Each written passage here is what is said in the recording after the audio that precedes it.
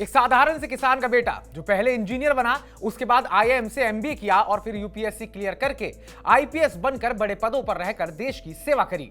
पर फिर उसको सेटिस्फैक्शन नहीं मिला तो वो लड़का राजनीति में उतरता है और सबको हिलाकर रख देता है। साउथ से लेकर नॉर्थ इंडिया तक बस एक ही नाम गूंजता है, अन्नामलाई। वो बीजेपी की आंखों का तारा बनता है। उसे तमिलनाडु का बीजेपी स्टेट प्रेसिडेंट बनाया जाता है, लेकिन चंद कुछ सालों में ही पिक्चर बदल चुकी है।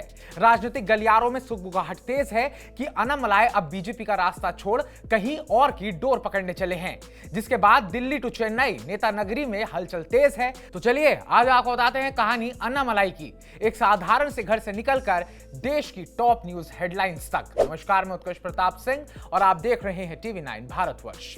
अन्नामलाई का जन्म 4 जून 1984 को तमिलनाडु के कुरूर में एक गरीब किसान परिवार में हुआ, लेकिन उनके अंदर कुछ कर गुजरने की आग ने उन्हें आम से खास बना दिया।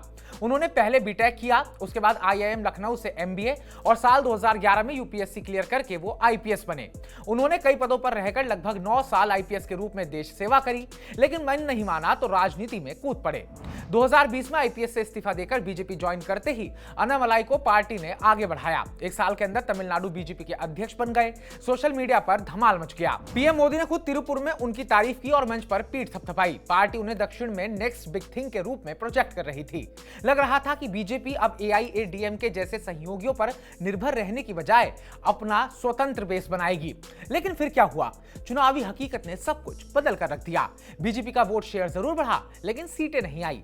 अन्नामलाई की आक्रामक शैली ने एआईएडीएमके के साथ रिश्ते भी बिगाड़ दिए। उन्होंने एआईएडीएमके नेताओं और यहां तक कि जयललिता जैसे चिन्हों पर भी सवाल खड़े कर दिए। 2023 में गठबंधन टूट गया। अन्नामलाई 2024 लोकसभा चुनाव में खुद भी हार गए।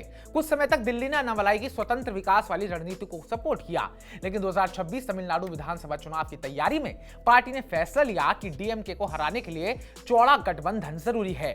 एआईएडीएमके के साथ दोबारा हाथ मिलाया गया।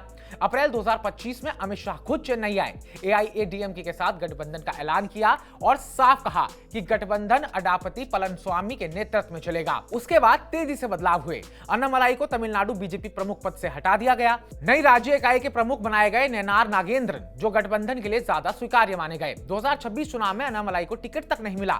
वो खुद कह रहे हैं कि उन्होंने चुनाव नहीं लड़ने का फैसला लिया, लेकिन सवाल तो खड़े हो गए। हाल ही में अन्नामलाई ने केंद्र में 3 भाषा नीति पर सवाल उठाए। सीबीएसई की भाषा नीति पर भी उनकी टिप्पणियां चर्चा में रही। बीजेपी नेता के तौर पर केंद्र से थोड़ा अलग रुख रखना अनयूजुअल था।